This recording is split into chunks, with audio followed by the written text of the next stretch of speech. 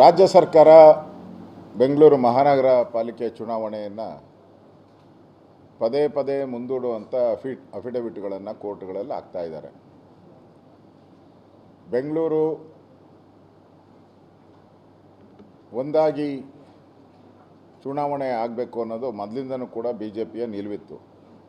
ಆದರೆ ಬೆಂಗಳೂರನ್ನು 5 ಭಾಗ ಮಾಡಿ ಇವತ್ತು ಬೆಂಗಳೂರಿನ 5 ಭಾಗಗಳಲ್ಲಿ ಹಣದ ಮುಗ್ಗಟ್ಟು ಕಾಣ್ತಾ ಇದೆ.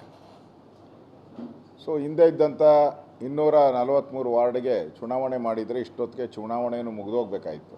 ಆದರೆ ಸರ್ಕಾರ ಅವ್ರು ಮಾಡಿರುವಂಥ ಇಂಟರ್ನಲ್ ಸರ್ವೆ ಪ್ರಕಾರ ಬೆಂಗಳೂರಿನ ಈ 5 GBAಗಳಲ್ಲಿ ಅವರು ಗೆಲ್ಲೋದು ಕಷ್ಟ ಅಂತ ವರದಿ ಬಂದಿರೋದ್ರಿಂದ ಪದೇ ಪದೇ ಮುಂದೂಡುವಂಥ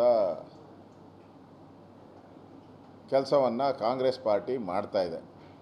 ಇದು ಬೆಂಗಳೂರ ಜನತೆಗೆ ಬಗ್ದಂಥ ದ್ರೋಹ. ಇದು ಎರಡನೇದು ಅವ್ರದ್ದು ಅಧಿಕಾರ ಹಸ್ತಾಂತರ ಆಗಿಲ್ಲ ಅಂತೇಳಿ ಬೆಂಗಳೂರಿನ ಇನ್ಚಾರ್ಜ್ ಮಿನಿಸ್ಟರ್ ಆಗಿರುವಂಥ DK ಶಿವಕುಮಾರ್ ಕೂಡ ಈ ಹಸ್ತಾಂತರ ಆಗೋಕ್ಕೆ ಮುಂಚೆ ಚುನಾವಣೆ ಆಗಬಾರ್ದು ಅಂತ DK ಶಿವಕುಮಾರ್ ಅವರ ಬಯಕೆ. ಈ ಜಗಳದಲ್ಲಿ ಬೆಂಗಳೂರಿನ ಮಹಾನಗರ ಪಾಲಿಕೆ ಇವತ್ತು ಬೀದಿಗಳಲ್ಲಿ ಕಸದ ರಾಶಿ ಬಿದ್ದಿದೆ. ಯಾವುದೇ ರೀತಿ ಅಭಿವೃದ್ಧಿ ಕಾರ್ಯಗಳು ಚಾಲನೆಯಲ್ಲಿಲ್ಲ. ಇದಕ್ಕೆಲ್ಲ ನೇರ ಕಾರಣ ಕಾಂಗ್ರೆಸ್ ಸರ್ಕಾರ. ನಾನು ಆಗ್ರಹ ಮಾಡ್ತೀನಿ, ಈಗಾಗಲೇ ಕೋರ್ಟು ಡೇಟ್ ಕೊಟ್ಟಿದ್ದಾರೆ, ಫೈನಲ್ ಡೇಟ್. ಅದರೊಳಗಡೆ ಆದರೂ ಚುನಾವಣೆಯನ್ನು ನಡೆಸಿ.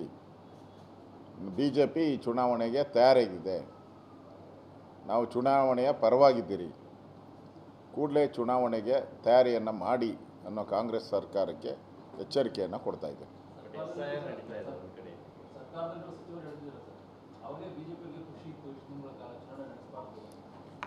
ಅದು ಅವರ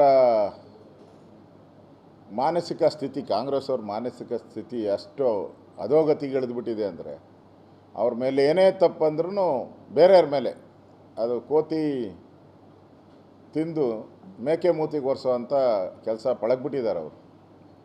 ಅದರಿಂದ ಏನೇ ಬಂದ್ರೂ ವಿರೋಧ ಪಕ್ಷದ ಮೇಲೆ ಹೇಳೋವಂಥದ್ದು ಅವ್ರ ಚಾಳಿ. ನಾವು ಕಳೆದ ಬಾರಿನೇ ಲೆಟ್ರ್ ಕೊಟ್ಟಿದ್ದೀರಲ್ಲ, ಅಫಿಷಿಯಲ್ ಲೆಟ್ರ್ ಕೊಟ್ಟಿದ್ದೀರಿ. ನಾವು ಚುನಾವಣಾ ಆಯೋಗಕ್ಕೆ ಅಫಿಷಿಯಲ್ ಲೆಟ್ರ್ ಕೊಟ್ಟಿದ್ದೀರಿ ಚುನಾವಣೆ ನಡೆಸಿ ಅಂತ. ಅದರಿಂದ ಅವ್ರ ಸರ್ವೆ ಕಾಂಗ್ರೆಸ್ಸಲ್ಲಿ ಗೆಲ್ತೈತೆ ಅಂತ ಅವ್ರು ಯಾಕೆ ಮಾಡ್ತಾ ಇರಲ್ಲ ಚುನಾವಣೆನ? ನಾನು ಕಾಂಗ್ರೆಸ್ ಪಾರ್ಟಿಗೆ ಕೇಳ್ತೀನಿ, ಗೆಲ್ಲುತ್ತೆ ಅಂದಂಗಿದ್ರೆ ನೀವು ಯಾಕೆ ಚುನಾವಣೆಯನ್ನು ಮಾಡ್ತಾ ಇಲ್ಲ? ನೀವು ಸೋಲುತ್ತೆ ಅನ್ನೋ ಭಯದಿಂದ ನೀವು ಚುನಾವಣೆಯನ್ನು ಮುಂದೂಡ್ತಾ ಇದ್ದೀರಾ. ಅದನ್ನು ವಿರೋಧ ಪಕ್ಷದ ಮೇಲೆ ಯಥಾ ಪ್ರಕಾರ, ನಿಂದು ಹಳೆ ಚಾಳಿ ಯಥಾ ಪ್ರಕಾರ ವಿರೋಧ ಪಕ್ಷದ ಮೇಲೆ ಹೇಳೋವಂಥದ್ದು ನಿಮ್ಮ